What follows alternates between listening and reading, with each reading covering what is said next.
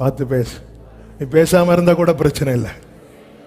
பேசி கட்டுறாத, பேசி கட்டுறாத. 2 மணிக்கு ஜெபம் பண்ணுவாங்க, 2 நிமிஷத்துல பேசி அவ்வளவு பிரேயருக்கு அர்த்தம் இல்லாம ஆயிரும். நம்முடைய பல பேச்சுகளை நம்ம பேசாம இருந்திருந்தா நம்முடைய பல ஜெபத்துக்கு பதில் என்னைக்கோ வந்திருக்கும். இது சும்மா பேசணும்னு பேசல. சில வருஷத்துக்கு முன்னாடி சிலருக்காக ஜெபம் பண்ணும்போது, ஆண்டவர் இவ்வளோ ஜெபம் பண்றாங்களே, இன்னும் நடக்கலையே, ஒன்றும் நடக்கலையேன்னு சொல்லும்போது ஆவியானவர் தெளிவா பேசின காரியம் இது. எப்படிப்பா நடக்கும்?